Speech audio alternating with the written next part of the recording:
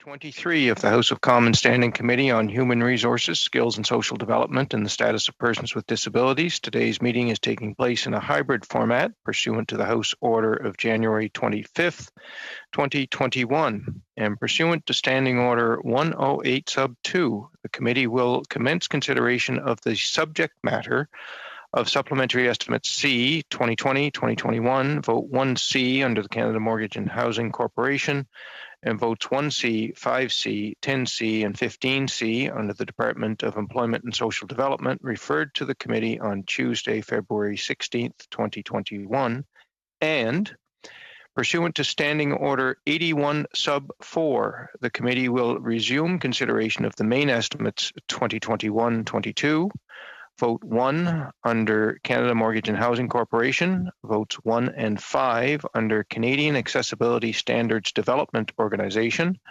vote 1 under Canadian Centre for Occupational Health and Safety, and votes 1 and 5 under Department of Employment and Social Development referred to the committee on Thursday, February 25th, 2021. I'd like to welcome our witnesses to begin our discussion with 5 minutes of opening remarks. Point of order, Mr. Chair. Go ahead. I just want to outline before we begin how thoughtful your words were on behalf of the entire committee in the House of Commons when you tabled our earlier votes on estimates. I just wanted to acknowledge that in front of everyone. Kudos to you, sir. That was an excellent point of order. I would like to welcome our witnesses to begin our discussion with 5 minutes of opening remarks, followed by questions. We're very pleased to have with us here today the Honourable Deb Schultz, the Minister for Seniors, and from the Department of Employment and Social Development, Annette Gibbons, Associate Deputy Minister, Mark Perlman, Chief Financial Officer and Senior Assistant Deputy Minister, Alexis Conrad, Senior Assistant Deputy Minister, Income Security and Social Development Branch, Cliff Groen, Senior Assistant Deputy Minister, Benefits and Integrated Services Branch, Service Canada, and Stephanie Hébert, Assistant Deputy Minister, Program Operations Branch, Service Canada. And with that, Minister Schultz, welcome to the committee. The floor is all yours for your opening remarks. You have 5 minutes. Thank you very much, Chair. Really appreciate that. And what a very civilized committee to be starting off in such a kind way to each other. That's very nice. I also noticed that you've introduced the panel with me, the team with me here today, so I won't go through that in my introductory remarks. Merci de m'inviter. I am truly... Thank you for inviting me. 2020-21 Supplementary Estimate C and the 21-22 main estimates for employment and Social Development Canada as Canada's Minister of Seniors. And as you've already mentioned, it's really a pleasure to be here with the team supporting me and my new Associate Deputy Minister, Annette Gibbons. And of course, you mentioned the Chief Financial Officer, Mark Perlman, Alexis Conrad, Cliff Groen, and Stephanie Hébert.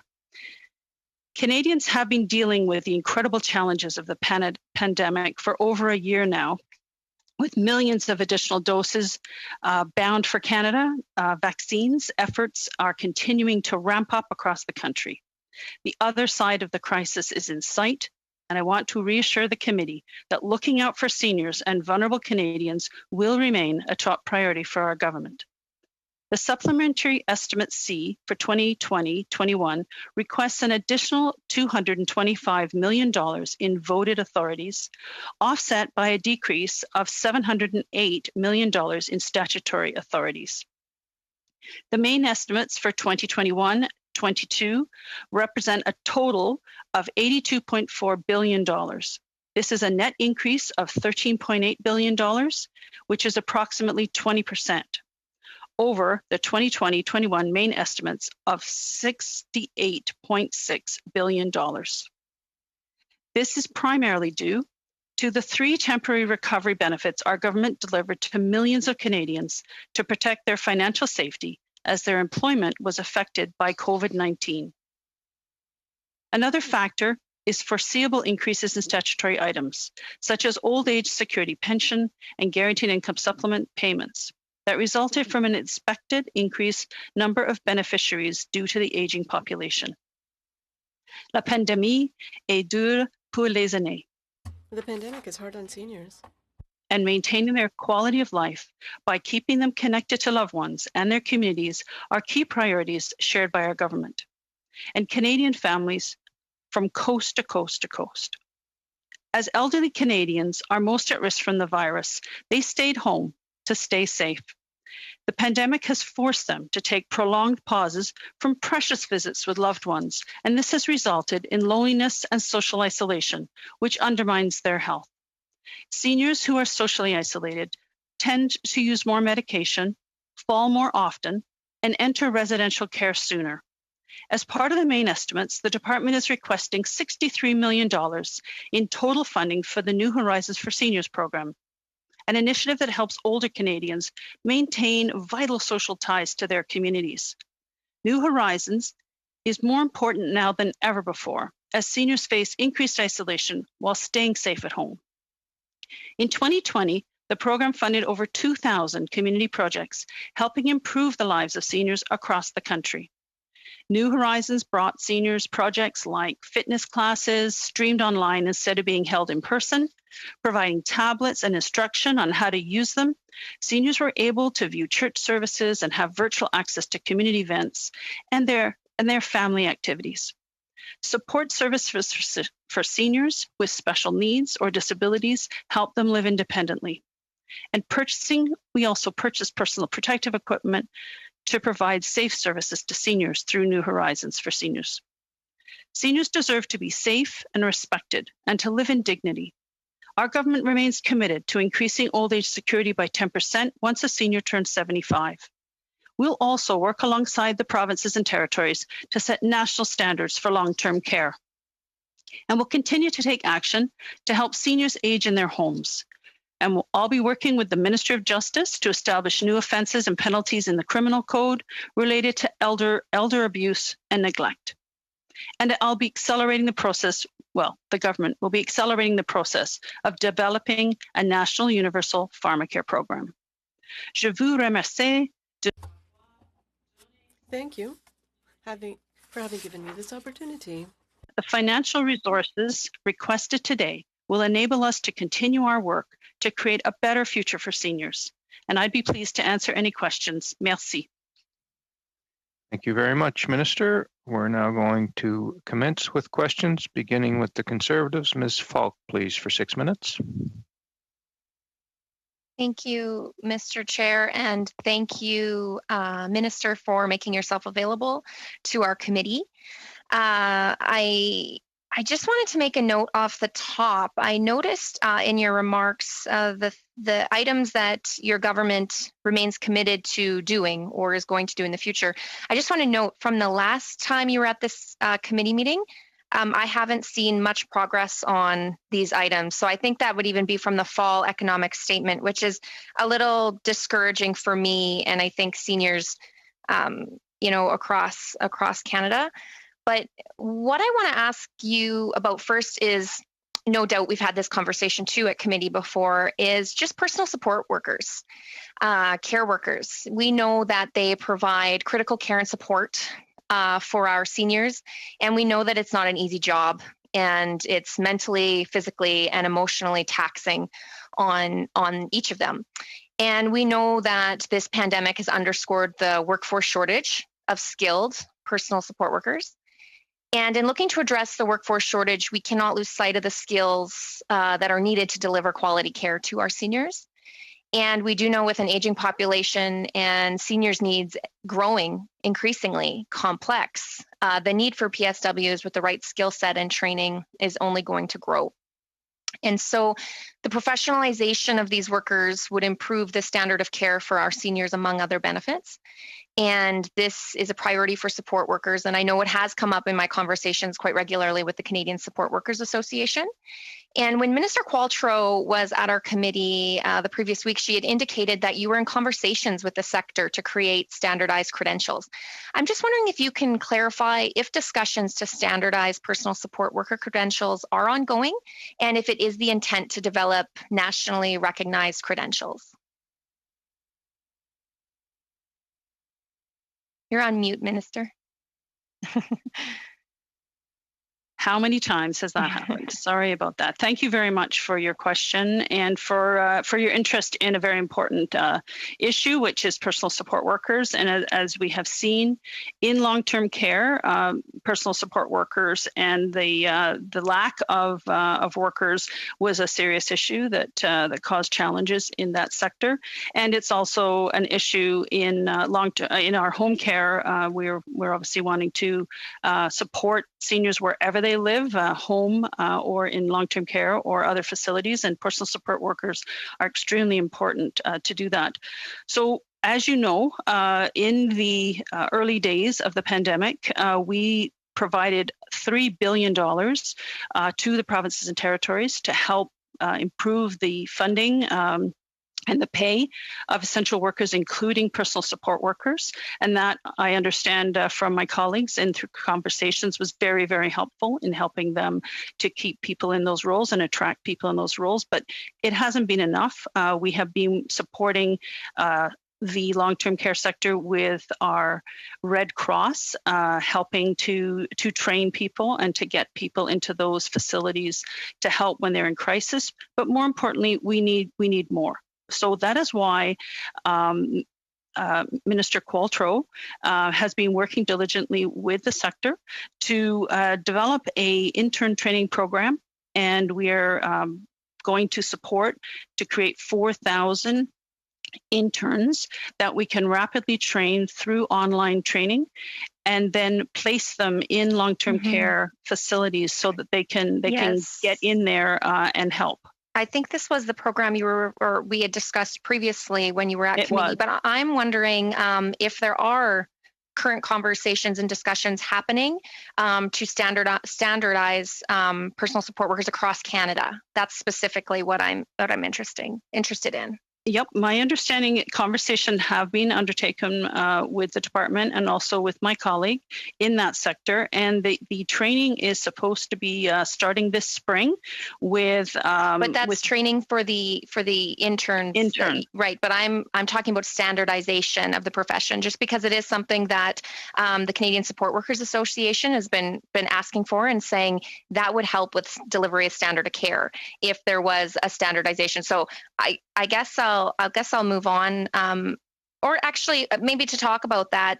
Does the government, with the development of national standards for long-term care, do they see the need for professionalization of PSWs? Like, is that being talked about at the table? What I am quite aware is that we do not value our personal support workers adequately enough to pay them enough and to provide the supports that they need to see this as a profession and get the benefits that they need. So standardization is something that would help with that.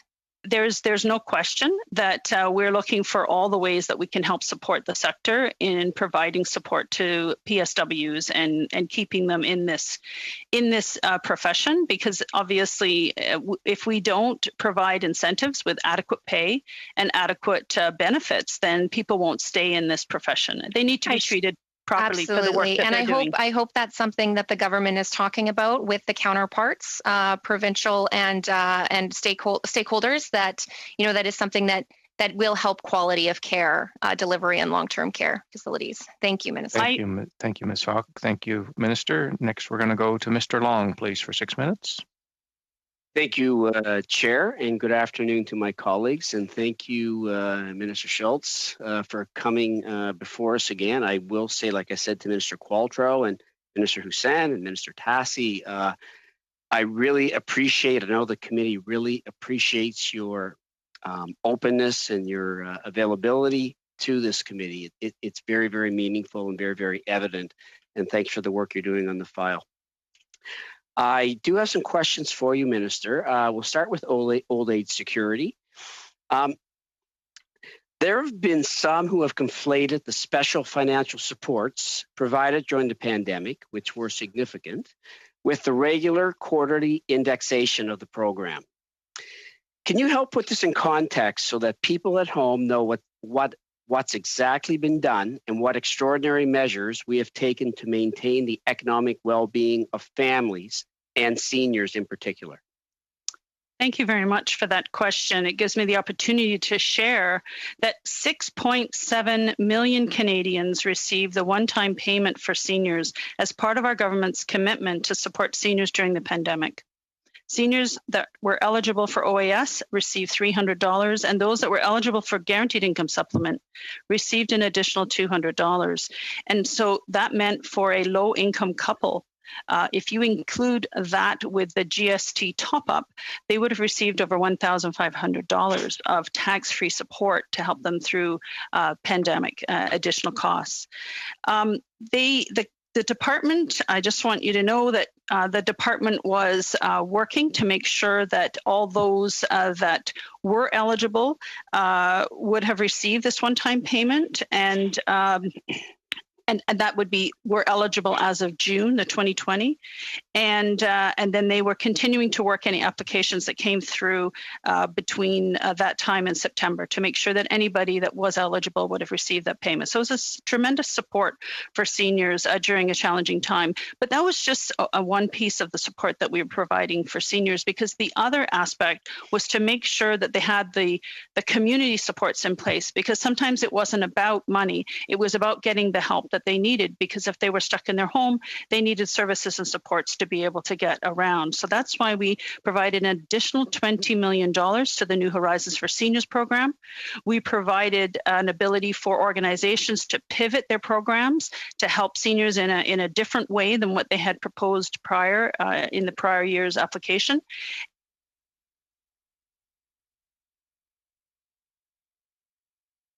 Minister, we lost, I don't know if you can hear me, but we just lost you just last sentence. Maybe you could just jiggle your computer and go back a couple sentences, hopefully.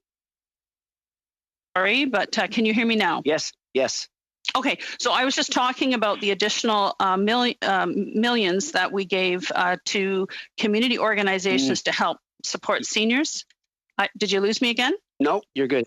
Okay, and that was $350 million in total. If you looked at the money that we provided to food banks and emergency community support, United Way, and New Horizons. So there was the tremendous amount of support went out, and I really have to applaud all the organizations that stepped up to provide these vital services to support seniors while they were staying safe at home. So this is the important work that we were doing to support seniors beyond the financial support. But there's also an element that was being conflated, and that was the indexation of pensions that we do here in Canada. Yeah. Go ahead, Sean. Go ahead, Minister. Sorry. Minister, again, I'm sorry. We lost you again. Can you fine? Can you hear me now? We can. Oh dear. Okay, I'm sorry about the interruptions. I'll keep going. So one of the things that was being conflated was the cost of living increases that were applied to pensions, which is what we do in Canada. And that makes sure that seniors keep up with cost of living increases. And these increases are applied 4 times in the year.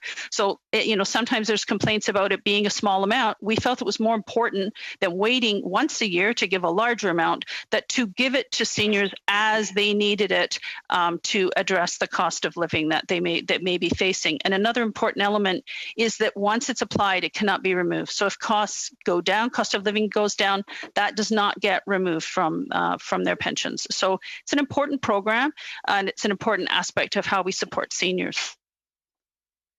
Thank you, Minister. Chair, how much time do I have left? A little over a minute. We added some time for those interruptions. Well, thank you very much. Minister, I'm going to skip over one. I'm going to go to my last question here. Each year, and in particular, I love the projects that have happened in my riding, but projects for seniors get launched to the New Horizons for Seniors program. Mm-hmm. I've been very excited each year to work with vibrant organizations in my riding to deliver for seniors. I know 2 in particular. There was a St. John Regional Library had a project where seniors could go in and basically participate in writing a book with their stories.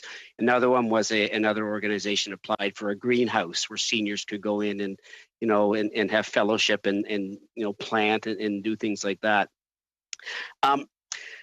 For all the existing or soon to be organized project organizers listening, if someone wanted to serve seniors and step up in your community or my community, what would you recommend? What examples can you point to of viable models for community projects that could help seniors? Oh my goodness. Briefly, if you can, Minister. I know he wants a big, long list, but we need a short one to stay within time. There's a very long list, and I think what would be good is maybe for us to get connected on sharing that list so that you can share that with the groups in your communities that are interested. But I have been inspired by the creativity of organizations across the country that have stepped up. 2,000 projects last year were launched as a result of the additional funding that we provided to New Horizons for Seniors program. And they're inspiring stories, and they make the world of difference. I have heard some very, very touching stories of seniors who have never been connected before because they were afraid of the internet. They got a free tablet, free internet, and they're now able to Skype with their loved ones in other parts of the world, not just do programs in their own communities, but connect with family members around the world. And during this time, that has been a lifeline for them to feel, part of the world, still part of family, even though they can't have their grandkids over and hug them. They can still be part of their lives and watch them singing and dancing and being engaged. It's lovely. It's a life-changing program for many seniors. And thank you, Minister, for your time. Thank you. Thank you. Thank you, Mr. Long. Madame Chabot pour 6 minutes, s'il vous plaît. Mrs. Chabot for 6 minutes. Thank you, Mr. Chair. Hello, Madam Minister, and thank you for being here today. I would have some questions that have to do with old age security. I've been hearing for a certain amount of time, and you say in your reports, you say that there has been a single payment made for old age security. There was a guaranteed income supplement, and I believe that during this entire crisis, you say that your government is resolute and wants to increase old age security by 10% for seniors over 75 years of age. This was part of your election platform, and so why didn't you not do this yet? So thank you very much for that important question. And I've already answered it somewhat in the previous question that we were focused on supporting seniors during the pandemic. So that meant that it wasn't just the financial support that we provided, which was significant, at $300 to those on OAS and $200 in addition to those on guaranteed income supplement. And adding that to the GST credit that they got, both of those were tax-free. And if you added those together for a single senior couple, for a low-income couple, they would have received over $1,500 tax-free, and they didn't have to apply for it. Go ahead. But my question was to find out why you did not implement this increase to old age security. Perhaps I'll ask my question otherwise. And why are you talking about 75 years of age and not 65? Right. So what is important is that we look at how seniors are aging and the impacts that they're facing as they age. So we know that they're more likely as they age to outlive their savings, to have disabilities, and be unable to work and be widowed. And all the while, their healthcare costs rise. So this is why we reaffirmed our commitment to increase the old age security by 10% for seniors age 75 and older. It will bolster the financial security of over 3 million seniors and lift 25,000 seniors out of poverty. And 2/3 of those are women. So we know that seniors built our country and they deserve to live a retirement of dignity and security. And this is why we're focusing on seniors that have more needs with those that are 75 and over. So as with the universal pension regime in Quebec and throughout Canada, we know that it's a universal program. It starts at 65 years of age, and over 50% of Canadians have only that as old age security. So I don't think there should be any discrimination. You should increase as of 65 and not 75. I'd like to come back to national standards. why are we talking about national standards? Well, I heard someone else talk about the training of personal support workers, and this is a provincial jurisdiction in Quebec on these issues. We have people with qualifications and diplomas, so I don't really understand. Maybe we're trying to create national standards and put these in the CHSLDs in Quebec. This is something that it seemed like you want to impose conditions on the provinces with regards to healthcare expenses. Wouldn't it be preferable to subscribe to the repeated request made by provinces, premiers, to increase healthcare expenses by 35% when we look at the healthcare transfer? Why not increase the healthcare transfer? Thank you very much for that question. And as we heard in the House today during question period, the Government of Canada has been sending billions of dollars to provinces and territories during the pandemic to bolster the healthcare system, to support provinces by procuring and providing PPE, wage subsidies for low-income workers and essential workers, and providing vaccines for free. We are at this point in time spending billions of dollars with the provinces and territories so that they can help bolster their healthcare system. So we are in a pandemic. We are still in a pandemic, and we've been supporting in pandemic response, and that's where the focus has been. And you've heard the Prime Minister say those conversations on health transfers are to come, but right now it's a pandemic response that we're focusing on, and we have been sending billions of dollars to provinces and territories to support, and not just money. We've also been supporting with personnel. It wasn't just Quebec and Ontario that needed to call in the military to help when our long-term care facilities were in distress and facing crisis. And we've also been there to support those organizations with our Red Cross. And now we are funding an organization that is helping them with prevention and protection, infection prevention and protection through a long-term care plus initiative. So we are working with the province of Quebec, and we are supporting the province of Quebec. And that's why we did not support the motion today that the NDP brought forward, because we don't believe that you can do a long-term care review and bring in national standards without having the cooperation of the provinces and territories. And that's why we'll be working with them to bring in national standards. Thank you, Minister. Merci, Madame Chabot. And next, Ms. Gazan, please, for 6 minutes. Thank you so much, Chair, and thank you, Minister, for being with us today. Canada lost over 22,000 people as a result of the pandemic. 16,000 of those Canadians who lost their lives, were almost 16,000, were seniors. Mm-hmm. And we know that many more experienced hospitalization and severe symptoms.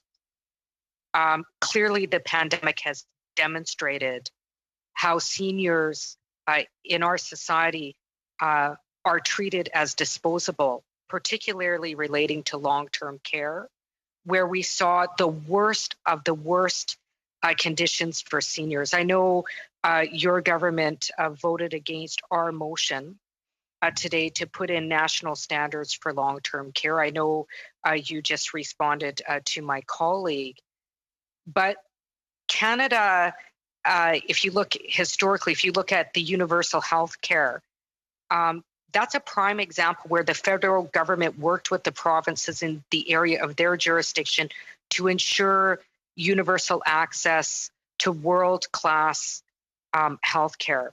I would say that given the conditions, given knowing that seniors are highly at risk, their safety, their ability to live in dignity is at risk by being forced to continue to reside in long-term, for-profit long-term care, certainly speaks to the need for change. And don't you believe, I know your government voted against, but don't you believe that principles of long-term care should be the same as universal health care to ensure seniors are safe and can live in dignity? Thank you very much for the question. And the tragedy that we saw in long-term care through the pandemic both in the first wave and then again in the second wave, really points to the need for an improvement in the care of our seniors, especially in long-term care. And so this is why we have reconfirmed that we are moving forward on long-term care standards, national standards, but that we'll be working with the provinces and territories to do that because it is their jurisdiction. And as I mentioned before, we have not just been standing by, we have been investing in long-term care. $740 million was provided to the provinces and territories to bring in control and prevent infections, and that was including long-term care. We announced a $1 billion, as you know, in the fall economic statement to create safe long-term care fund, and we've also funded a long-term care plus. Unfortunately, it was a little bit too late because almost 16,000 seniors lost their lives, and many others were at risk of losing their lives. And I don't really have a lot of trust around the fast action. I'll give you a couple of examples. Universal pharmacare. The Liberal government has promised this since 1997. We're talking about now, working with provinces and territories to put in place national standards for long-term care. Meanwhile, we know that seniors continue, and not just seniors, also many disabled adults continue to be placed at governments dilly-dally on the backs of seniors and disabled persons in this country.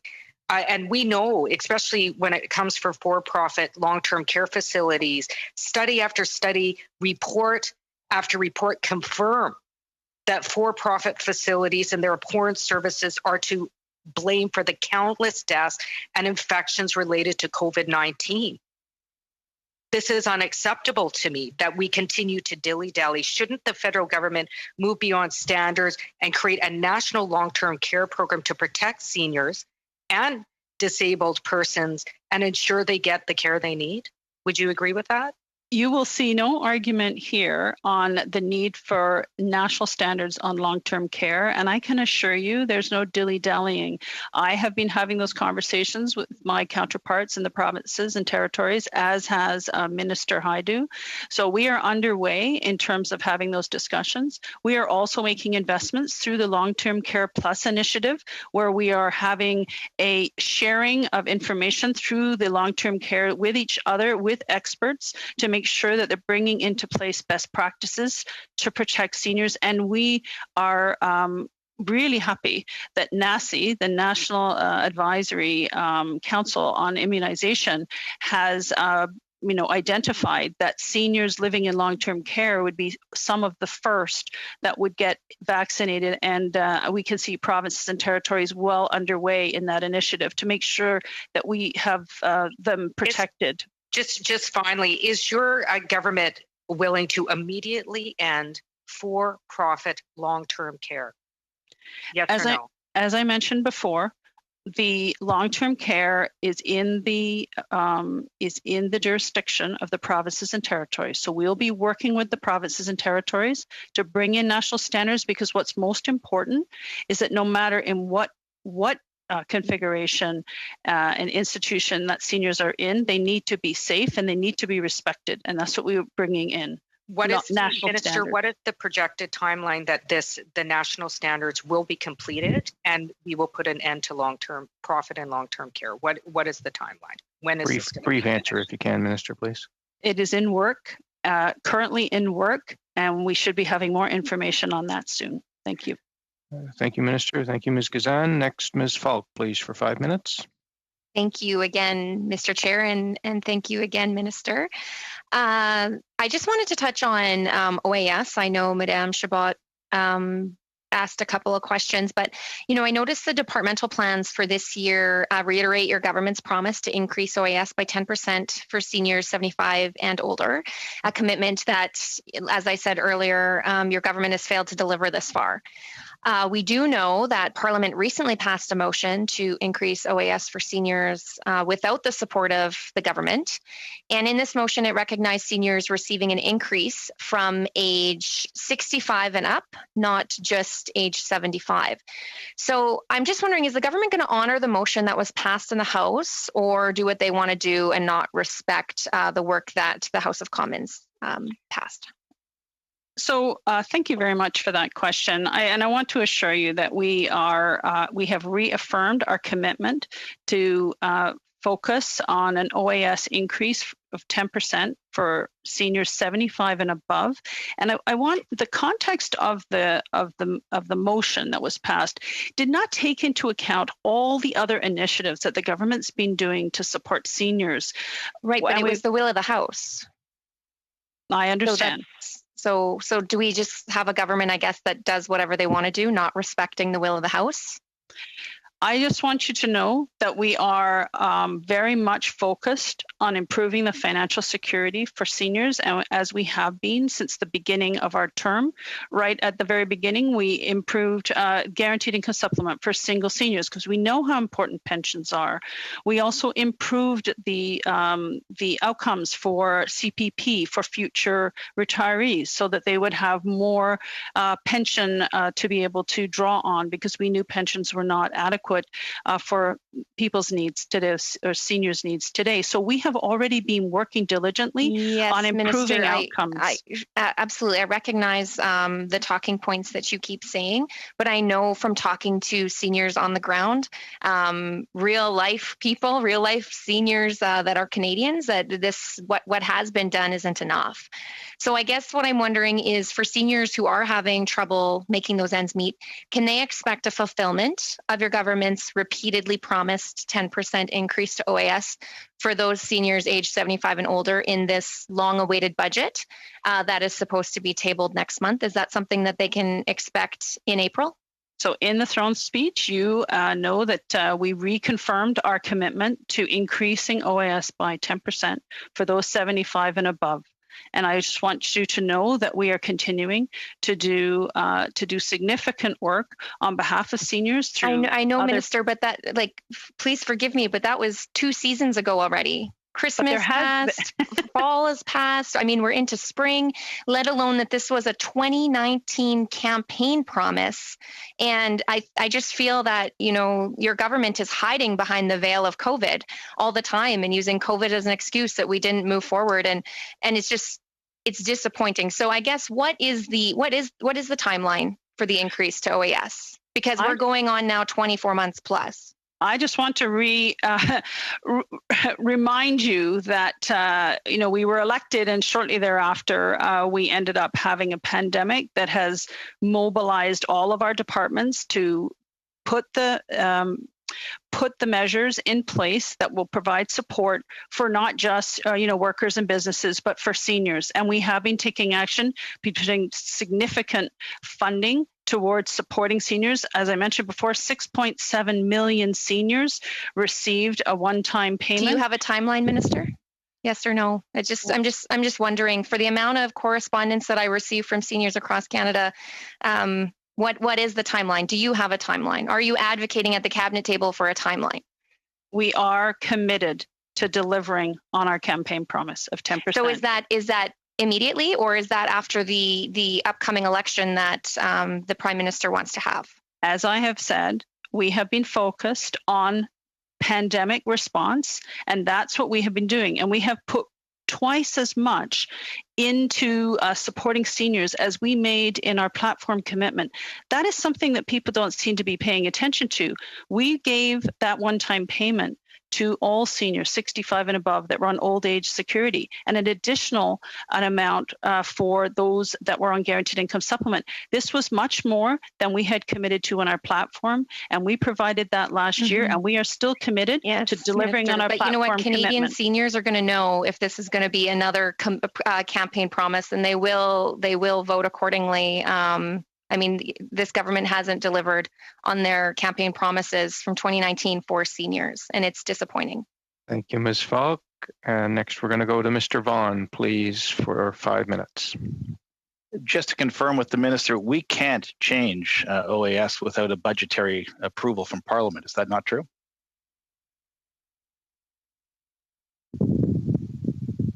To the Minister? Sorry, can you hear me? Sorry. I can hear you now. I'll repeat the question if I could start my time again.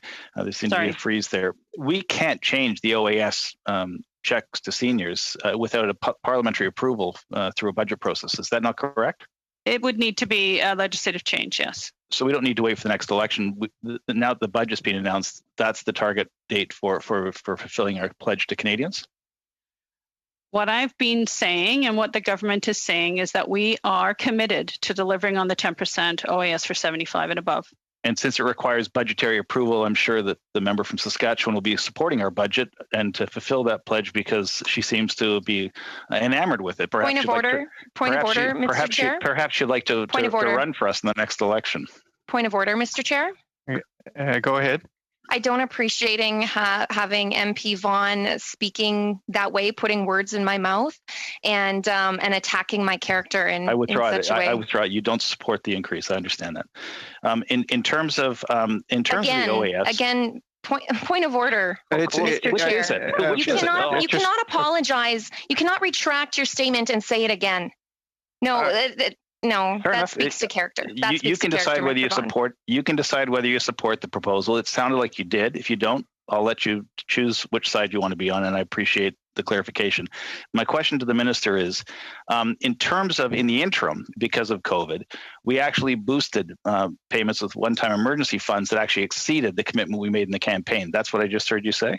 Absolutely, we did. We Right. doubled our commitment to seniors just through the one-time payments, and they were tax-free payments as well.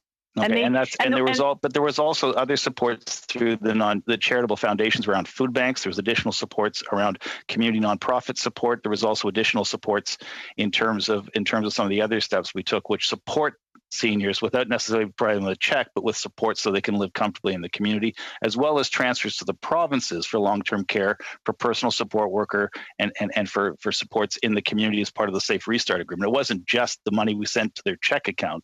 It was also the programs we sent to the provinces to support seniors. Is that not right? You're absolutely right. I just want to go through these because I think it really is worth repeating.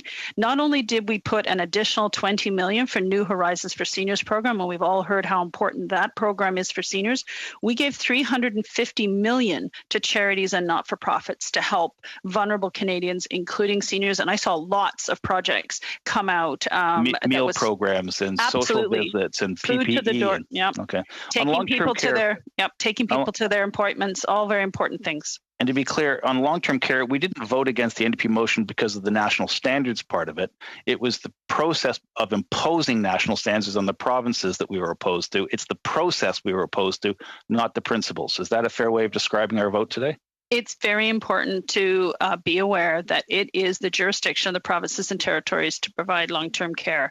And so we need to work with them if we're going to make significant changes and improvement. It has to be in partnership with them. Now, there is an area where a province has exclusive jurisdiction over long-term care. That's British Columbia with an NDP government. They haven't followed their federal party's lead to immediately and substantially end all for-profit care in BC. In fact, what they've said is it will take time to fade the system into a different position. They're working with us federally to create national standards and work out new funding models.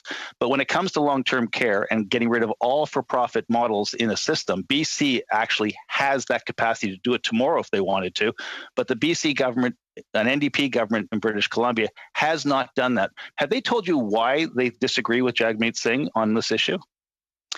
I would suggest that it is, as you've said, each province to determine the best way forward for that province. And I think if you look at the data, you'll see if you look at the data in other countries, you'll see places like Australia, they have for-profit and not-for-profit, and they did very, very well. So the fundamentals here, it isn't whether it's profit, not-for-profit. It's whether they had adequate infection prevention control measures, whether they had adequate staffing and kept people into one location and not having multiple other jobs and bringing the virus in and out of the facilities. How those facilities were structured, in terms of, are they one bed, one bathroom per person, or are they, multi-living where you have, a ward where 4 people are together, and they weren't isolated when they got COVID. They were kept in the same room with those that didn't have COVID. So it was really the practice, and that's why we feel that the long-term care national standards is the right thing for us to focus on, because no matter how seniors choose to live, whether it's private, not private, home care, all of this system needs to be improved. And we saw that through the tragedy of the outcomes of the last two waves of the pandemic. Can't wait for the budget. I think that's my time, isn't it, Chair? It is indeed. Yes, thank you, Mr. Vaughan. Next, we're going to go to Madame Chabot. 2 minutes et demi, Madame Chabot. 2.5 minutes, Mrs. Chabot.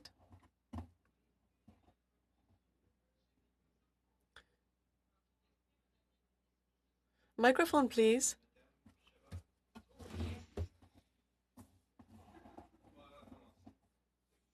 Thank you. Madam Minister, I'm firmly convinced that you hold dear what happens to seniors, and we MPs were all very, very saddened by what has happened. Now, this being said, I have the impression that I'm hearing answers that have nothing to do with our healthcare system. When you talk about home care, and when you're talking about having one senior per room, all of this is a question of organization of services and of care within our provinces. Each of our provinces has committees to organize services with regards to personnel training, the ratio, the public and the private sector. This is a provincial jurisdiction, and you keep insisting on this issue of standards. I don't know if you spoke to Quebec, but Quebec told you very clearly through the National Assembly and the Premier, these are not standards that we need. We require people to provide care. We need recurrent funding. We need healthcare funding, not piecemeal funding. Now, the pandemic has created a huge issue, but we have to have a broader vision. And the vision is certainly not to impose on the provinces conditions as to how they're going to organize their healthcare. Thank you very much for that question. I just want to remind you that, we have been there to support the provinces and territories. And in Quebec in particular, we came in when they asked us to come in and help in long-term care with our military when they were in crisis. And we were happy to be there. We were happy to provide PPE when there was a shortage of PPE. We were purchasing in a worldwide shortage and providing that as fast as possible. So we have been there. We've been there with money to help with the wage supplement for frontline workers, including those in long-term care. It has been a tragedy. We need to work together, not against each other, but together to get the very best outcomes for our seniors and for Canadians, especially during this pandemic. And that's what we're going to be doing. And that's what we are doing. Minister. Thank you, Minister. Merci, Madame Chabot. Ms. Gazan, please, for 2.5 minutes. Thank you so much. And just a couple of things that I observed. I think, giving celebrations about seniors having to go to food banks, sometimes having to choose between food and medication, and the Liberal government's voting against a universal pharmacare certainly speaks to that. But we know that your government announced an increase to OAS. This hasn't come into effect yet. Considering the rise in income insecurity among elders and their right to live in dignity, would you support a permanent guaranteed livable basic income as a more effective approach to eradicating poverty among Canadians? You've touched on a few things during your question there. So I'd just like to, obviously, you've heard me speak quite a bit about our recommitment to support seniors' financial security. And with that, we have, made our commitment for the OAS 10% increase for 75 and above. But what I wanted to go back to, because you've mentioned it twice now, is pharmacare. And you're absolutely right. No Canadian should have to choose between paying for prescriptions and putting food on the table. That's unacceptable. And I just want to remind you that we've already done more than any government in a generation to lower drug prices. And now it's time to take that final step. And that means sitting down with the provinces and territories to implement pharmacare. And we've already building on steps that on the new rules on patented drugs that will save Canadians over $13 billion. And discussions are underway. I'll tell you why when you say discussions are underway, I don't feel very confident. 1997, that's 23 years now. Mostly Liberal governments who've promised a universal pharmacare. That's a lot of time to discuss. And what that demonstrates to me, and I could be wrong, is that universal pharmacare, so seniors don't have to choose between medication and rent or food and rent, is clearly not a priority. Do you understand why I would be so resistant to believing that this is a top priority from your government? I do appreciate that given the pandemic, things did not progress as fast as we had hoped because we're focused on pandemic response. However, we have been working on pharmacare and moving forward with provinces and territories, and discussions are underway. And I understand. But in all fairness, Ms. Gazan, you're out of time. If you can briefly wrap up, Minister, and then we're going to move on to the Conservatives. Go ahead.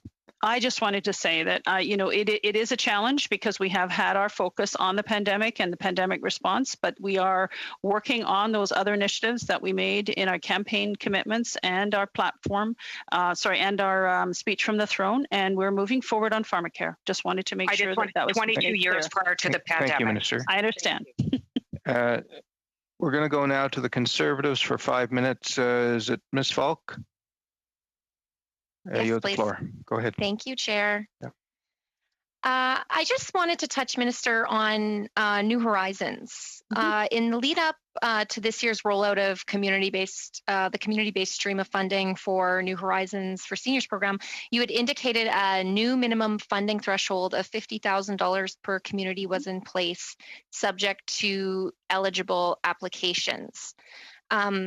Given that funding decisions have now been made for this year's stream of funding, can you indicate the success of that objective? I can certainly give you some information. We listened very closely to the members and stakeholders' input on how we could make improvements to the program. And so I do want you to know that we increased funding and made improvements to the New Horizons program, and it resulted in the highest number of applications with the outreach that we did ever. Almost double the number of projects serving rural seniors and a greater share of funded projects serving vulnerable seniors. So the number of projects serving rural seniors approved for funding in 2020-21 is almost double what we had funded in the previous years. Did the distribution change this year in comparison to last year? Like I know you just said highest in projects, but were there any other changes in the comparison? So the intent was to make sure that we better disperse the projects across the country, and we wanted to make sure that those in rural and remote communities also got their fair share of funding because those seniors needed support too. So that was something that we did, and we've had success with supporting. There was organizations in some of these rural communities that didn't really have the wherewithal to do the application. So we did some outreach in those ridings that were not well served in the past to make sure that more organizations came forward and applied for funding, and that's why we've had much better results. I'd say almost double the number of projects serving rural seniors this year. So will the objective be the same for this year's funding? We slightly changed the objectives because we had a pandemic environment. So we made some other improvements to make sure that we addressed diversity, we addressed rural and remote seniors, and that we addressed access to digital devices because we knew being connected was also rising up in terms of importance for seniors to be able to stay connected and stay well. Okay, perfect. What about the priorities, the national priorities for the program? Have they changed, or is there an expectation that they're going to change? So there was some small changes made, and all of the members of Parliament got a package, and we made sure that went to all of you to make sure you knew the small changes that had been made. But the focus was very similar: getting seniors out. Well, not in this case, not out during the pandemic, but connected with other seniors, getting out and volunteering where possible, making sure that they got the supports that they needed for essential services and mental health and fighting abuse. Thank you, Minister. I just want to pass the remaining of my time to MP Maguire, please, Chair. Okay. Mr. Maguire, please. Thanks, Mr. Chair, and thanks to my colleague. I just was listening to the questions earlier there, Ms. Schulte and Minister, and I wonder if you could just expand on the 10% increase in old age security. Is that that's on people over 75? But is that just on the base amount, or for those who waited 2, 3, 4, 5 years and didn't take it and have accumulated a bit more OAS that way? Will it be on what they receive now or the base rate? So I'm going to just refer to my officials to make sure that that my understanding is correct. But my understanding is that it is the rate that seniors are receiving, and if they deferred, that would also be an increase. But let me just verify that with the officials, please. Yeah, pretty straightforward question, but yeah. Well, and I think I have it right, but I just want to confirm. I think it is intended to be 10%. Alexis, am I getting that right? Yes, you're correct, Minister. Thank you. Just want to confirm because we want to make sure that we're accurate in what we're saying. But it's 10% the payment that they would be receiving. 10% increase on the payment they would be receiving. yeah, I just had another question in regards to your comment, and I appreciate your opening statements, but you were mentioning that, and I agree that elderly Canadians, they're most at risk. We've seen in this whole thing, I've been dealing with long-term care facilities myself, and so they've stayed at home to stay safe. I agree with your statement there. Elderly Canadians have stayed home to stay safe. But then paragraph later, you go on to say seniors are socially isolated, but they make more visits to emergency rooms, more medication, fall more, and enter residential care sooner. There's a bit of a contradiction there, because if they're staying home, hopefully they're safer than if they'd been out and slipped on ice and falling and stuff. I guess I'm just saying there's been I'm not saying that there aren't problems that way, but I wonder if you could just elaborate on the psychological impacts, because the mental health has been, I think, a bigger thing for seniors than maybe some of the other sectors where they can still get out and a bit go to work, or students still going to school, that sort of thing.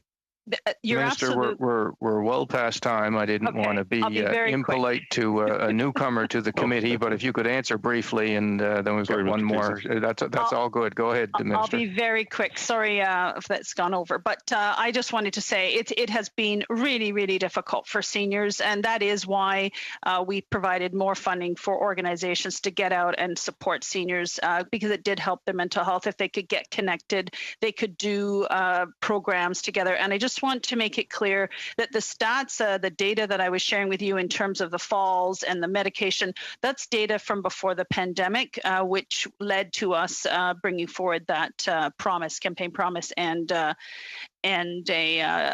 speech from the throne commitment. Okay.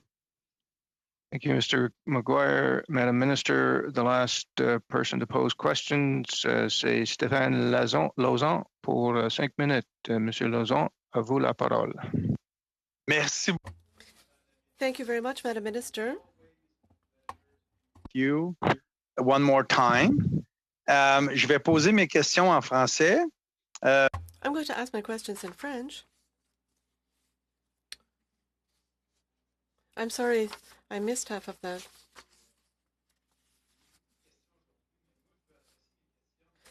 Today, I'm going to deal with mental health and social isolation. We've heard a lot of questions with regards to old age security, the cost of living, new horizons. All of this is very interesting. You haven't commented a lot on the difference that, for example, some programs implemented with New Horizon, the difference this has made, how we've been able to break the cycle of social isolation, how we've been able to help seniors to improve their mental health. Also, could you give us some examples of things that you've experienced, either through the consultations that you did or in your writing? Perhaps you can talk about solutions. For that question, and I have had the privilege of being able to, even though we're in the pandemic and we're staying home, to tour the country virtually and get together with seniors and stakeholders and senior support organizations to hear directly from them about what the big issues are right now and how they're coping and what's working.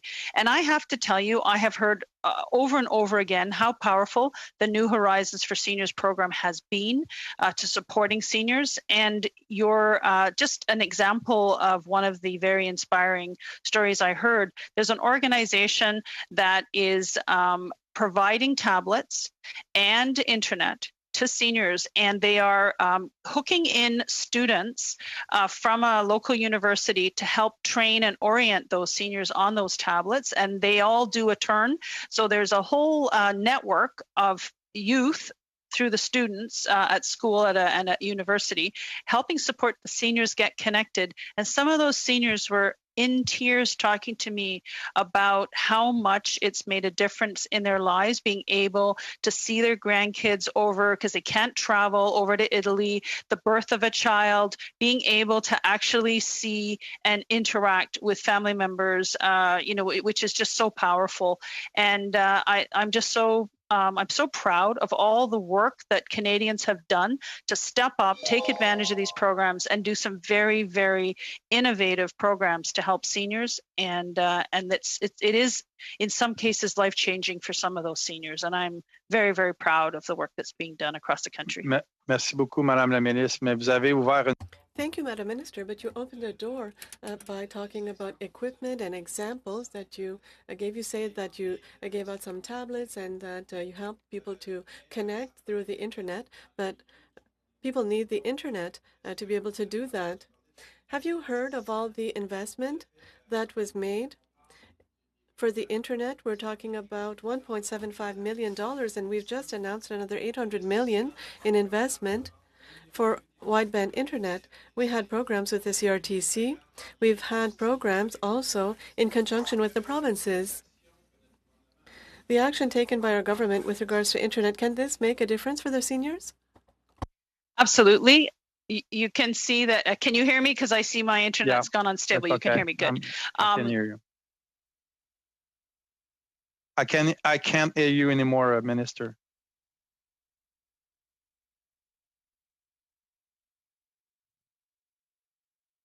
Okay, you're freeze now.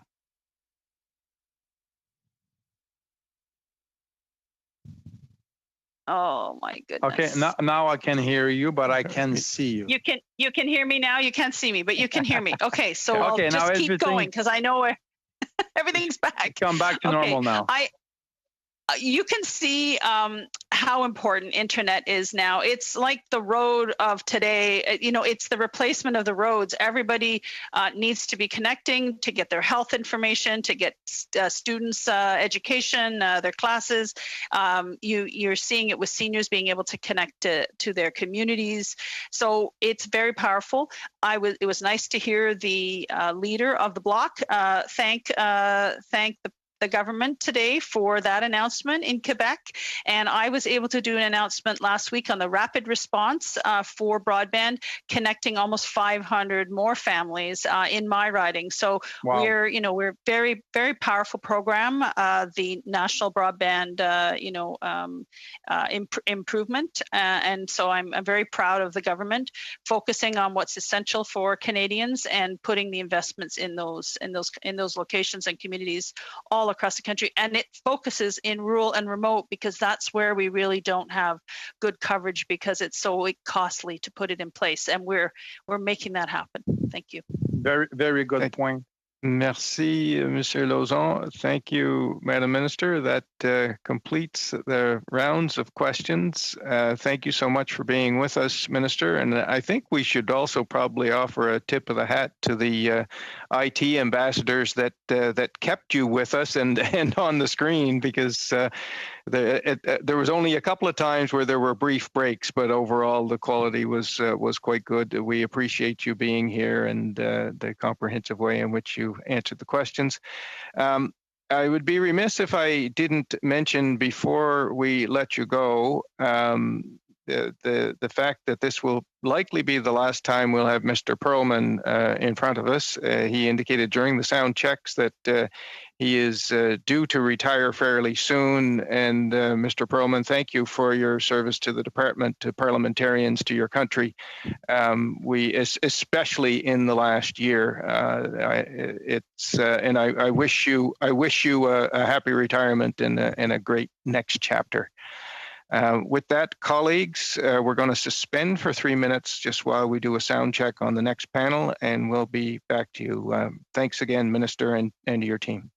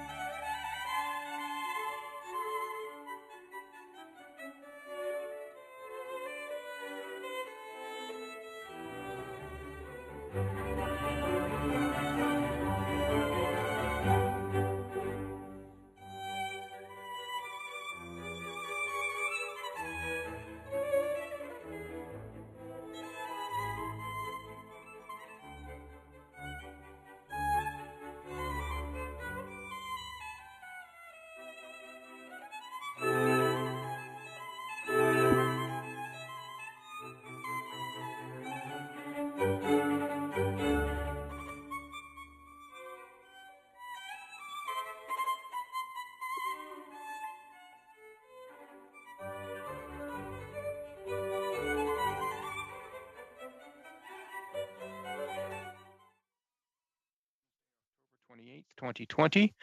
The committee will resume its study of the review of the employment insurance program. I'd just like to make a few comments for the benefit of the witnesses. Before speaking, you can click on the microphone icon to activate your mic. Interpretation in the video in this video conference will work very much like a regular committee meeting. You have the choice at the bottom of your screen of either floor, English, or French. When speaking, please speak slowly and clearly, and when you're not speaking, your mic should be on mute. I would like now to welcome our witnesses to continue our discussion with 5 minutes of opening remarks, followed by questions. We have with us today Dr. Evelyn Forget, professor at the University of Manitoba, and with the Canadian Employment Insurance Commission, Pierre Laliberté, the Commissioner for Workers. We're going to start with Dr. Forget for 5 minutes, please. Welcome to the committee. You have the floor. Thank you very much. Thank you for inviting me to speak to you today. Changes in the global economy over the past 40 years, and most recently the financial shocks of 2008 and the COVID-19 pandemic, have undermined a lot of the institutions that Canadians rely on to keep the world a reasonably just place. Renewing the social contract is essential if we're to rebuild the mutual trust that creates resilient societies. Employment insurance is one of those institutions, and transforming it to meet the realities of today's job market is an important task. But I'm here to suggest that basic income is an essential partner to a renewed employment insurance program. By basic income, I, along with most basic income advocates in Canada, mean a guaranteed livable income, which is targeted to working age recipients based on their other income, their current income. It's designed to streamline cash transfers from the various levels of government, but it does not replace essential public support services such as healthcare and supports for people with disabilities. Basic income provides income support for people without work, and it supplements the wages of low-income workers. Most importantly, it does not depend on hours worked in the previous year, so it can be accessed by people in non-standard employment. Now, the CERB, in response to the pandemic shutdowns, has given us a pretty good idea of who has not been well served by EI. We need to introduce permanent programs that serve the needs of workers who do not fit into the standard definition of work, such as family caregivers, workers in the cultural sectors, and food production workers, including farmers. Non-standard jobs or gig work have become much more prevalent, and young and racialized workers are overrepresented in these sectors, as are newcomers and people with invisible disabilities who have difficulty finding accommodation in standard workplaces. COVID-19 is likely to accelerate the changes we've already been seeing in the labor market that were already well underway before the pandemic. Employment insurance can work relatively well for workers, especially unionized workers in standard jobs, although it does need to be modernized. However, the more it's transformed to support workers in standard jobs, the less well it meets the needs of workers in other forms of employment. The health and social benefits of basic income are well established. The myth that basic income creates work disincentives has been debunked. There's a wealth of evidence that's been collected over the past 2 or 3 years about the sector-specific impact basic income would have, and about how it might be designed, implemented, and especially paid for in the current economic climate. I'd like to suggest that if this committee is committed to a well-informed conversation about income supports, it's essential that you take this evidence into account in order to create permanent programs that can support all Canadians. Thank you. Thank you, Dr. Forget. Next, we're going to hear from Mr. Laliberté on behalf of the Canada Employment Insurance Commission. You have the floor for 5 minutes, sir. Go ahead.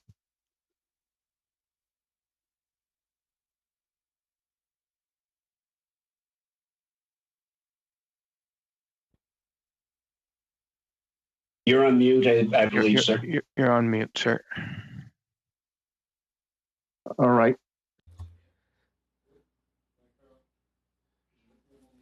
I'll try to hold my microphone up. So I would like to thank you, first of all, for inviting me, especially for your decision to conduct a specific study on the state of employment insurance program.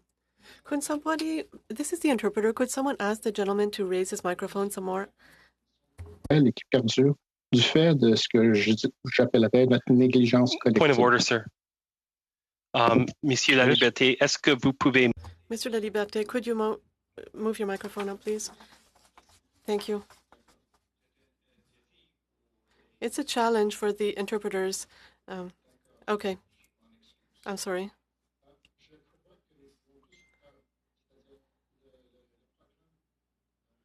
The program suffers from shortcomings.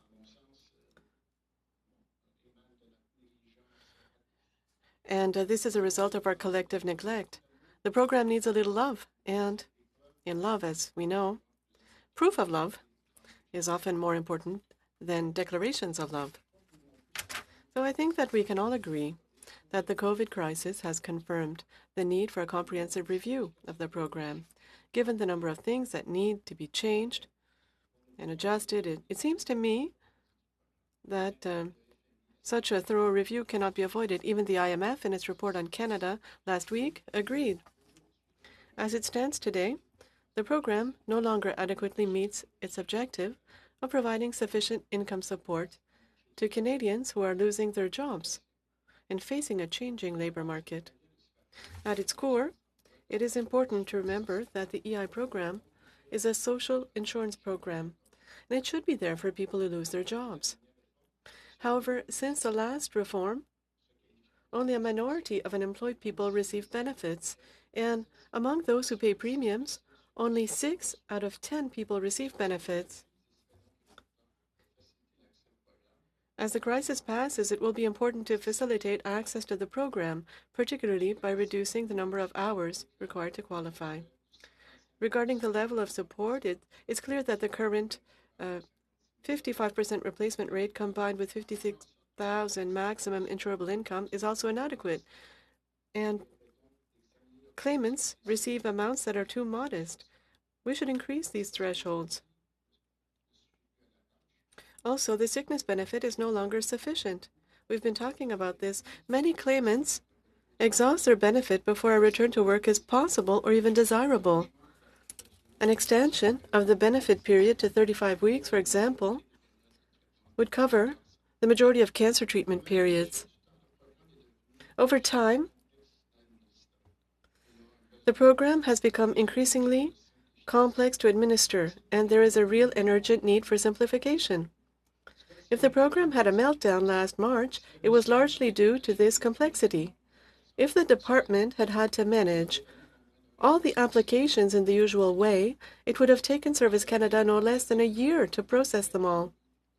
It's worth noting that the program could only be reintroduced in September after a major simplification of its rules. I would like to point out that the lack of real autonomy of the Commission in the administration of the program has been detrimental to the program, insofar as necessary updates are often postponed because of the political context. And this is the case for several rules, but also for the replacement of a computer system that has become obsolete. I believe that a more autonomous Commission would be more responsive. The question of funding is also an important part of the equation. The current mechanism is inadequate. The lack of a contribution from general revenues is increasingly problematic, especially when the program is asked to assume benefits that are increasingly akin to social benefits. The program needs to be adapted to the 21st century. Thus, while there is much talk of the need for continuing education or lifelong learning, the EI program is surprisingly unhelpful. A worker who leaves their job to take training automatically disqualifies himself or herself from support. Yet it would be easy to open a door so that after a certain level of participation, an individual could qualify for a meaningful period of time and return to training. I know the government made this type of proposal in its 2019 budget, but We have yet to see this. We'll welcome your questions and comments. Thank you for your attention. Merci, Monsieur Laliberté. On va commencer avec des questions maintenant. Questions now. Beginning with Mr. Viss, please, for 6 minutes. Mr. Viss. Thank you, Chair, and thank you to both the witnesses. I'm just going to start with Mr. Laliberté. You mentioned a lack of autonomy for the board. In addition to the technological example you laid out, where is another area of autonomy you think would be beneficial to you and the other members of the board? Well, I have to say that, a good example of this would be the updating of the EI regions.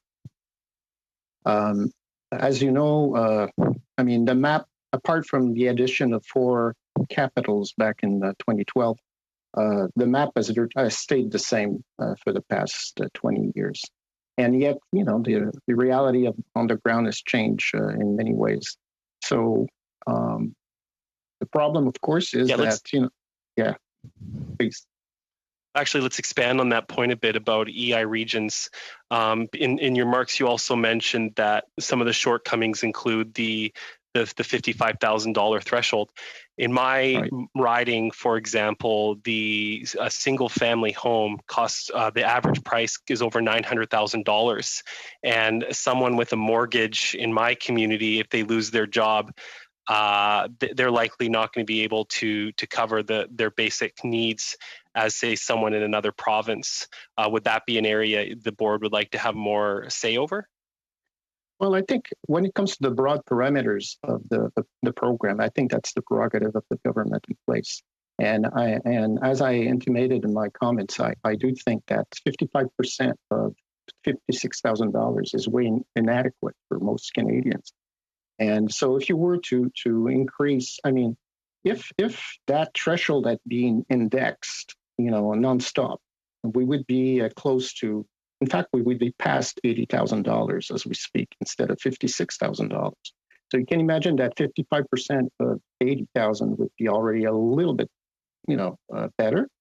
And you could argue that a formula that would be a bit, would have a higher replacement rate, especially for those who are at the bottom of the income ladder, that would be necessary. For instance, if you worked for the minimum wage, I mean, the only way you could beat the poverty threshold as defined by the market basket measure is really if you had a 75% replacement rate at that level. Thank you, that's helpful. Just turning to the status of the EI account, can you provide the committee with the status of the EI operating account? The most recent report was from September, I believe, and the government has not been very forthcoming in up-to-date data. Can you let us know how big the deficit is right now? Well, this is a moving target, as you know, and you will remember that it was initially the money that was taken for the CERB came out of the account, but then was covered by general revenues. So, and we're thankful to the government for having done this because, I mean, in a typical year, I mean, we rake in about $21 billion, or 23, depends. So that would have been unabsorbable. Monsieur Laliberté, pouvez-vous monter votre micro? Tout à fait. Merci pour nos interprètes. D'accord, merci. Je m'excuse pour les interprètes. So basically, right now, as we speak, when the last exercise was done, as you correctly pointed out, it was back in September. And if this was with the initial version of the transitional EI, right?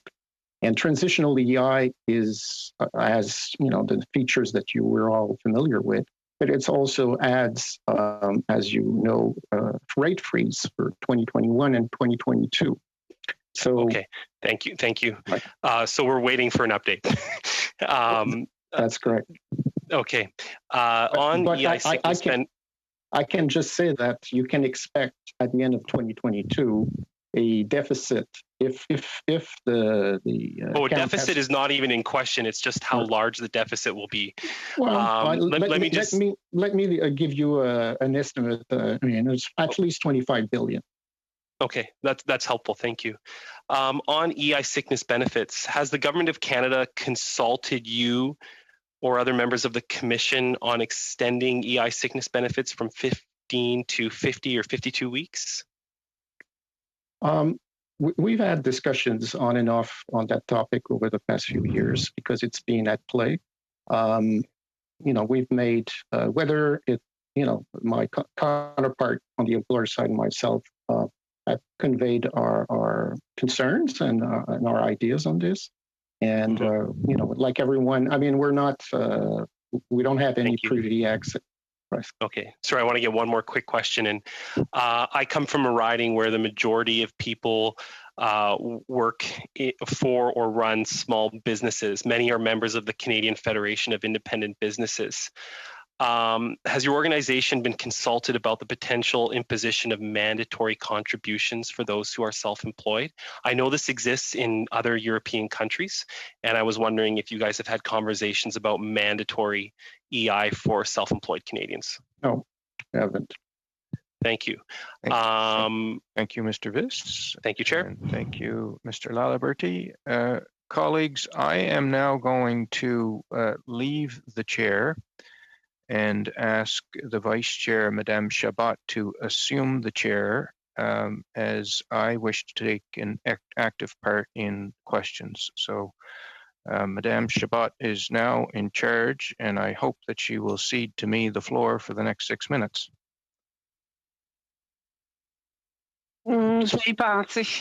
I'll think about it.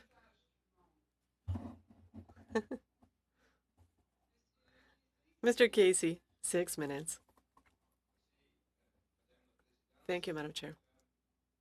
Dr. Forget, I can tell you that I have great admiration for your work, and it is extremely well known in Prince Edward Island, but I'm going to apologize in advance. I stepped out of the chair because I've been wanting for some time to bring up the issue of EI zones with the EI Commission, and I will be spending all of my time with Mr. Laliberté. Mr. Laliberté, as you indicated in response to Mr. Viss, one of your preoccupations is with respect to the EI zones. That is one that is a very significant preoccupation in my province. You referenced the 2012 decision, which was actually implemented in 2014, which had the effect of dividing Prince Edward Island into 2 zones at the same time as there were new zones created in the north.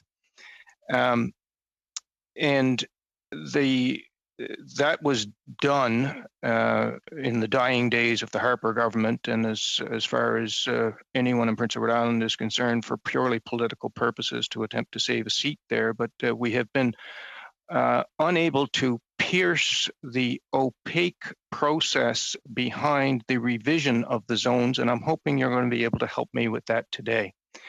We heard from Mr. Brown with the department that there was a review of the EI zones that was completed in 2018. So my first question for you, sir, is whether the review included any notice to the workers or to the public that such a review was taking place? Not to my knowledge.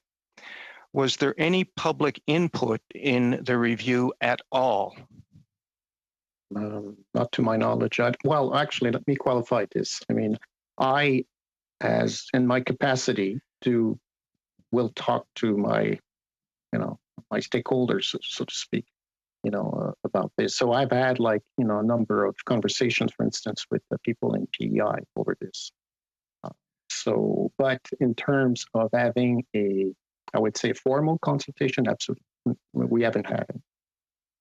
And in the course of your discussions with PEI, the people in PEI over this, have you yet found one who has spoken in favor of maintaining the status quo of 2 zones? I haven't. I haven't either, in truth.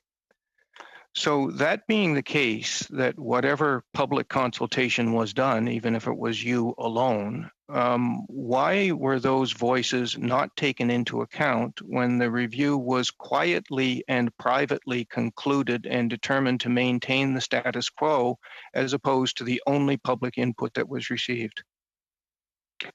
Well, listen, I mean, the problem we faced back then, and I'm going to have to sort of recollect what happened, but we certainly, the two commissioners were, favorable to moving forward at the time, but it just didn't. I mean, what you have to realize is, we cannot proceed in an ad hoc sort of way. And so if we do change... Je vais vous arrêter, Monsieur Laliberté, s'il vous plaît. Oui. Pour la fin Mr. Laliberté, I'm sorry to interrupt you. Could you please move your microphone up for the interpreters? Thank you. So, well, essentially, I mean, it was determined at that point that we would have fresh information from the census that could help us, develop a sound methodology with the right numbers so that we could reassess the entire map. So that was, so in a sense, it was just a temporary postponement, if you will. We started almost right over as soon as the data from 2016 was available. The department started working with the commission on determining whether the current EI regions were homogeneous. And just to point it quickly, what we're looking for is discrepancies. I mean, as you know, like the building blocks of the regions are the census divisions. So what we're looking for is outliers. Are there census divisions in current EI regions totally at odds with, the prevailing sort of state of things? And so basically it's a big jigsaw puzzle. I mean, and for this, we take into account the unemployment rate, we take into account labor market conditions. I mean, so we developed, well, actually the department developed a methodology that we approved. We worked very closely with them. Now, the challenge is, as you may know, there's about 300 census division in Canada. So we're not going to have 300 regions. Mr. Laliberté, I don't want to run out of time. I think what I've heard you say is that another review is now undertaken. Will there be an opportunity for public input? Will it be heeded? Well, I mean, as these things go, there's always public input. Once the proposition is put to Canadians, through the gazetting. That's the minimal sort of, threshold. Gazetting only happens if the commission decides to make changes. If the commission decides to maintain the status quo, there's no gazetting, there's no opportunity for public input, and everything happens in secret. Isn't that right? Well, I can guarantee you that there will be some changes. I mean, just to recall, there hasn't been substantial change to this map since, 2000, just about 2001. Well, it's a pretty substantial change in PEI when they pitted islanders one against the other with the 2014 changes in the dying days of the Harper government. Yes, well, I don't debate this, but what I mean is that those were very targeted changes. This was not an attempt to sort of review the entire map at that point. Okay, so now we're doing the entire map, and we should be in a position to put to the minister and the government an alternative, and then I mean, it will be up to the government to decide whether they heed the advice of the commission. When do you expect that to happen? Well, I would say fairly shortly. Merci. Merci, Madame Chabot. Merci, Monsieur. Thank you. Thank you, Mr. Laliberté. Thank you, Mr. Casey.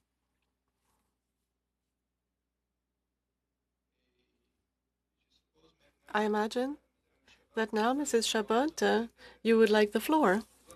So I am going to take back the chair and recognize Mrs. Chabot. You have the floor for 6 minutes. Thank you, Mr. Chair. This is funny. Are you also going to take the second turn in a little while? No, that's fine. Okay. Thank you very much. Thank you to our witnesses. And my questions will be for you, Mr. Laliberté. First of all, thank you for your testimony. We know that the Commission, the EI Commission, is an important function in the administration of our regime and also its management. And thank you also for having given us some ideas of things that could be foreseen to reinforce the EI system, speaking to the number of weeks and also the benefits level, and also the ability to make more workers eligible for a program that they're paying into. My question might be something that's less known, but also important. We know last year, the government committed itself to review the appeal mechanism. And in EI, some decisions are sometimes rendered, and there are appeals that can be made, and the mechanism for appeals was affected by changes, and the government, therefore, committed itself to review the appeal mechanism. So there was a tripartite mechanism. I think that the Commission was called upon to work on this, or at least to provide some advice.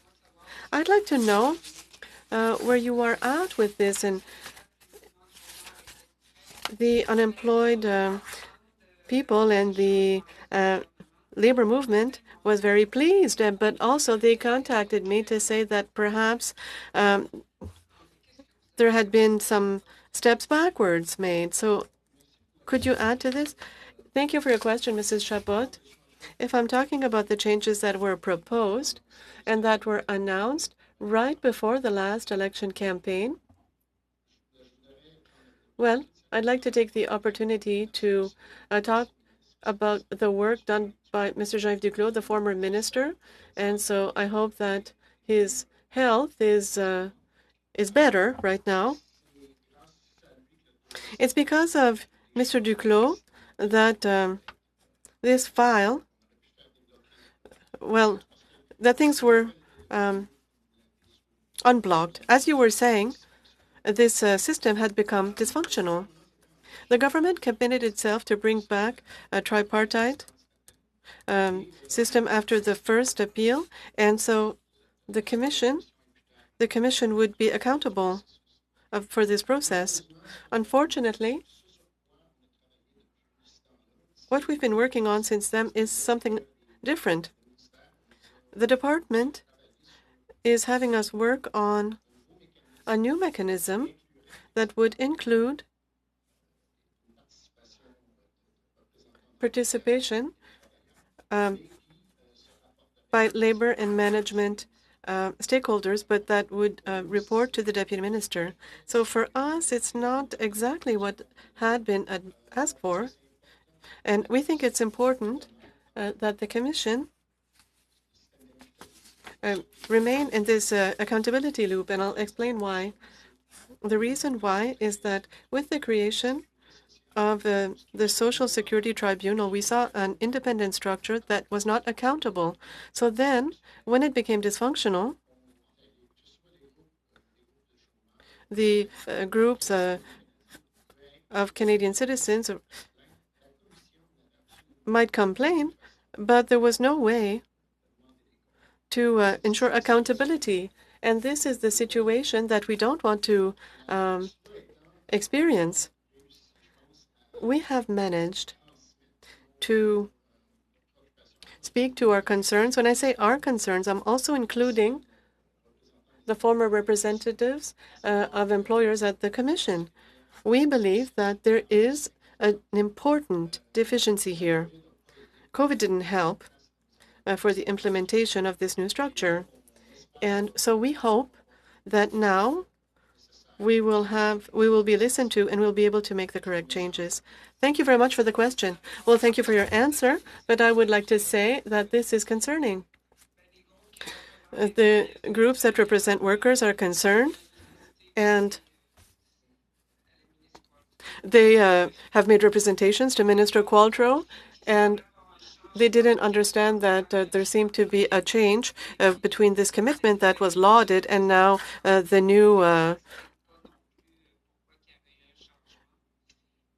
new system, and we don't really understand why there would be a change, but you seem to confirm that work will continue, and we can hope to come back to the initial commitment. Yes, that's correct.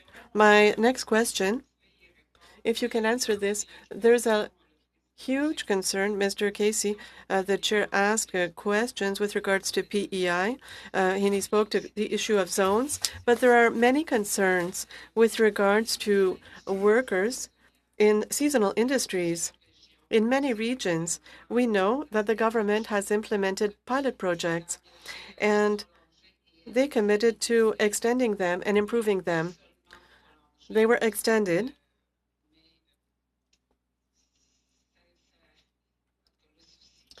The concern, given the inequality, I don't know if you're working on this or if there are solutions that can be brought forth. The goal is to end this, given that some regions do have seasonal industries, or they depend on these seasonal industries. So this is a reality that has to be taken into account, shouldn't it?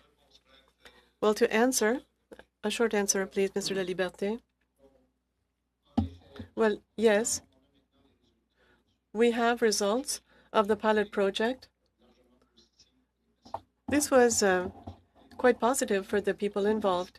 We hope to see an improvement of some modalities that are inadequate.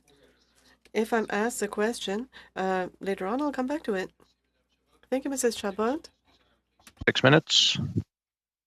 Thank you, Chair. And my questions are for Professor Forget. In your recent research about poverty and income security in the wake of COVID-19 pandemic, you highlight pre-pandemic trends in the economy, things like a polarization of precarious and low-income work in the labor market, rising consumer debt levels and income insecurity, and ineffective income assistance programs. We've certainly heard many problems with the current EI system today. When the pandemic struck, these trends were made worse, certainly highlighted predominantly with BIPOC and disabled peoples who were forced into low income and often precarious work or even deeper levels of poverty. You've written that these trends highlight how poorly existing social programs, especially EI and provincial income assistance, address poverty and income insecurity. Can you tell us why that's the case and what changes are needed to improve EI? I think that EI is intended primarily to concern itself with maintaining a commitment to the workforce, and the difficulty when we're dealing with very low income workers, we're dealing with precarious workers, is that we don't have that regularity of commitment. And so what we saw, for example, when COVID came along, is that many people simply didn't have enough hours to qualify under the standard EI definitions, and hence many of them received support through the CERB. These workers take a number of forms. I mean, I just heard from a musicians organization in Toronto this morning that 91% of their members didn't receive EI during the pandemic. 65% of them received at least some support through CERB. People who work in non-standard jobs simply don't fit into the kinds of restrictions that are built into the system. And we've just heard about it in terms of seasonal workers. But trying to modify the EI system in order to bring all of these non-standard workers into the fold makes it more and more difficult to meet the needs of workers in standardized jobs who need to see increases in the level of support that they receive. So if they leave aside the EI program and turn to provincial income assistance, those programs are at the same time encumbered with a number of barriers that make it very difficult for people to leave that system and move into the workforce. And I think what we need is a system that facilitates that transition in and out of the workforce for people who, for one reason or another, are going to work that way and continue to work that way. Sometimes it's the result of the, sorry, go ahead. Sorry, just I have two other follow-up questions that are really critical. Can you tell us why a guaranteed livable basic income is an effective mechanism for poverty eradication and income security, and how it can work well with EI? Change is difficult. You know I'm a big fan of guaranteed income. Can you explain that, how it can work well with EI? Well, I think for some people, EI can work extremely well. And as long as it works as a social insurance system, there's no reason to talk about replacing it. We can transform that system in order to make it work for the people for whom it works. But I think that a basic income captures those people who simply don't work enough hours or don't work regularly enough to qualify for the system without forcing them onto provincial income assistance. Okay. And just finally, of course, there's critics of guaranteed livable basic income and its feasibility, especially funding such a program along with other social programs. Right. I often refer to the high cost of poverty as it being a program that pays for itself. Can you tell us why guaranteed livable basic income is feasible, and how is it feasible? Well, in terms of the funding, I think we've seen two reports out of the Parliamentary Budget Office, one that was conducted in 2018 during a sort of a normal year with normal levels of unemployment. And the net cost of the program, rolling into it a number of other cash support payments from the federal government, was $43 billion, which means that it would have cost $23 billion a year more than we're currently spending. We're currently delivering through provincial and territorial income assistance. When they repeated that exercise this year, of course, the numbers were much higher because unemployment rates were much higher, hours of work were much lower, the needs were greater. But I mean, one of the benefits of a basic income is that it is an automatic stabilizer. It automatically expands to meet needs when things like the pandemic, when transitions occur, either in the economy or in individual lives. So, but I think that we can see that it's not coming in at an outrageously expensive amount of money. It's an expensive social program, but certainly within the capacity of a country like Canada to afford.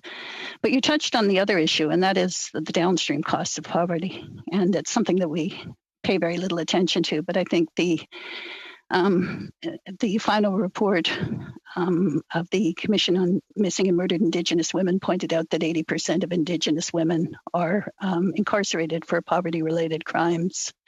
Certainly the work I've done on healthcare shows that there are substantial savings in hospitalization and in other areas of healthcare when communities are offered a basic income.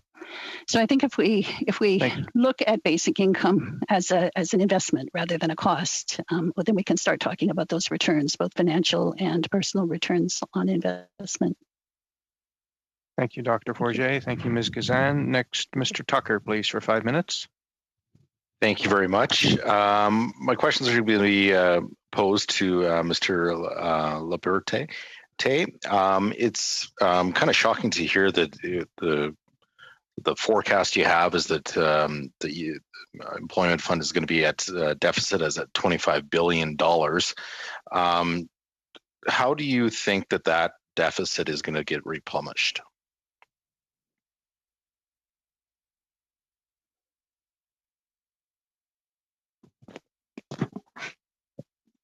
I'm going to make sure I'm doing this right. Well, listen, I mean, I'm talking about a situation here that will come to be, at the end of 2022, that notwithstanding. I mean, we're in a period where I think under extraordinary circumstances, and it is certainly our hope that as general revenues covered, the red ink, in last year's installment, that this will also be the case for the next couple of years. It's not from EI premiums then, right? You're saying the government is going to backstop, and maybe that happened last year, but we don't know because we didn't have a budget last year to confirm, correct? It's being backstopped. I mean, there was like an infusion of $35 or $39 billion worth. I mean, so it was done, and we're quite grateful for this because, quite frankly, the program cannot sustain that kind of and so on. I appreciate that. I'm just going to be short on time here, Ms. Lippert. I have another couple different other questions along that vein. And Conservatives, as all parliamentarians, voted for to help families that their livelihoods have been, or ability to provide for their family because their livelihoods have been restricted because of the pandemic. Everyone voted for that. Everyone agrees that that is a role in government. It's the extra charges and how do we get out of this is what I'm kind of preoccupied. And I'm kind of surprised today we haven't talked about, we talked about benefits under the program of just, either weeks or real dollars out to people, but we haven't talked about how do you actually improve employment opportunities for people. And that's a big question economy-wise. How do you have the right policies in place to encourage a growing economy that ultimately that is what helps people get out of poverty, and the dignity and the virtue of work is a passion of mine that I believe that cures a lot of ailments in our society. What ways can we improve the current program, though, that helps these individuals find better employment after their benefits run out or during that time period? How do we make a better, more efficient system? Well, as you may know, the part 2 of the EI program is entirely geared to labor market programming that essentially does what you're describing, basically providing skills training, subsidizing people who want to start a business, engaging in job partnership programs. And for the most part, the results of this, and that's documented if you go into any of the monitoring and assessment reports that we release every year. Each province reports back on their results, and there are some very meticulous and sophisticated studies that have been done to measure the impact, and it's positive. And basically, when I say it's positive, it for every dollar you invest, you get more tax-wise, right? So this is we need more of that. We need more of that. I got another question I want to get in before I'm up. If legislative changes are required to reform the Social Security Tribunal, as the government has promised, are in the upcoming budget, just confirming that you need legislative changes required, correct? Yes. If it's on the upcoming budget. And you talked about the consulting, and who have you consulted regarding the SST changes in the past year? Oh, I've consulted. You have to realize I'm in touch with. I've been in touch. I've been in touch with tens of groups that deal with the unemployed, that defend them, that help them across the country. So I can assure you. Which would be the most common, or which the most frequently, if you don't mind me asking? Oh, there'd be a community legal service. Legal services in the various cities across the country. There'd be, labor unions. You name it. Okay. Thank you, Mr. Laliberte. And Mr. Tucker, the last round of questions is going to go to Mr. Vaughn, please, for 5 minutes. Well, thank you very much. A couple of questions. One to Madame Forget. we've had from every corner of the House of Commons worthy suggestions around maternity leave, bereavement leave, seasonal workers, paternity leave, gig workers, training while on benefit. I mean, everybody has good intentions, but everybody turns to EI to fix these problems. We've just heard that there is a structural deficit as a result of COVID now built into the EI fund. Can we realize these benefits without overhauling the system? No. In my opinion, no, we can't. I think I think that one of the characteristics of the existing system is its incredible complexity. And every time we try to solve an additional problem, we layer another layer of complexity on top of it. And I think that one of the benefits of a basic income is that it allows individuals to make their own decisions. It allows individuals to take money. That's right. That's right. Okay. That's exactly the case.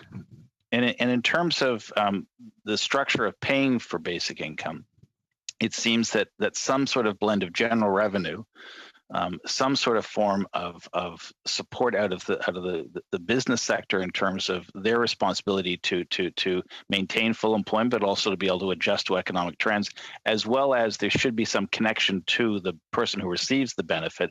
And we heard early testimony about this idea of an account as a possible way of approaching this process. Is it time to get past this notion that employment income or employment insurance is a tax when we pay for it, and simply just understand it as the way to prevent poverty and hardship in our country? I think employment insurance plays its role. I think it is a smaller role than we try to make it play. And I think going forward, it's going to be difficult to transform it in such a way that it can meet all of the needs that people try to ask it to meet. How do we pay for it? If we're talking about a basic income, if we're talking about the introduction of a basic income, I think that there are a number of ways we can think about it. We do think about simply streamlining a number of different programs that are offered by various levels of government that deliver cash to individuals, all with different application processes, all with different regulations, delivered in such a complex way that many people don't receive the benefits to which they're entitled. Your advice is keep it simple. Together in a single benefit would make things much, much simpler and much more just. Mm-hmm. Did you actually ensure that people receive the benefits they're entitled to receive? Through your work at your national organization, did you assess or study the Ontario Liberal government's approach to basic income as it was being modeled in Hamilton? Yes, I did. Is that Liberal program, was that a program that has some solutions or some options available to us to look at? I think so. I think that one of the difficulties of a provincial program is that provinces simply don't have the capacity that the federal government does to make changes to the tax system and so on. So it was being piloted, but it was being piloted as an experiment with an existing range of programs. But I think a great deal was learned during that process. And I think that there are a number of different experiments that also can help us with that. There are some that think that the federal government can simply impose its will on the provinces and that there isn't a negotiated process forward. But if we were to adopt and explore basic income, it'll have to be done in conjunction with the provinces and territories, because they too have part of the revenue, part of the expense, and part of the programs that could be canceled. Right. So it's not just a question of standing in Star Trek spaceship and saying, make it so. There's a process we have to follow with the provinces. Right. And I think there's an opportunity to do that, and to also recognize that the provinces have different social realities and different economic realities. And so it's certainly possible to imagine that that basic income might take a slightly different flavor depending on where in the country it's rolled out. Thank you, Mr. LaLiberte. We've heard earlier testimony that while the EI system and its financial structure is fragile, its computer is almost even more fragile than the system itself. And I'm curious as to whether or not you've turned your attention to the cost of fixing the computer as we fix the system, what that price tag would look like, and how critical it might be to the success of comprehensive reform that you talk about.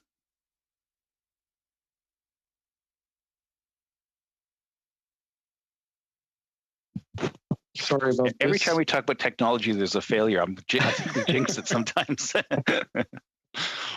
Well, That must be it. Well, listen, I wish I had the exact figures in front of me. I do know that there are some plans to transition the system out of its current state, but it's something that will be done through a number of years, and will be done with, as I'm made to understand, will be done with great care, not to reproduce some mistakes that were made in You're referring to Phoenix, this notion you can go to a private sector firm and just snap your fingers and things will change. That's not the way to follow. Well, I guess I wasn't referring to the fact that you need the old system as backup. Right. In case. Again, you can't go to Star Trek and snap your fingers, otherwise you end up with Phoenix. Thank you, Mr. Vaughan, and thank you, Mr. Laliberty. Colleagues, that takes us to the appointed hour, or a little past. To Mr. Laliberty and Dr. Forget, look, the work that you do is so extremely important to so many people. Dr. Forget, in the area of basic income and poverty eradication, there are so many people that are impacted by your work. Mr. Laliberty, the number of people who need to rely on the EI system are extremely dependent on your good work. So thank you for what you do. Thank you for being with us here today to discuss your work. We very much appreciate the patient and professional way that you've fielded the questions. And with that, colleagues, do we have consent to adjourn? I believe I read consent in the room. Thank you so much, everyone. We'll see you in a couple of days, and thanks again to our witnesses for being with us.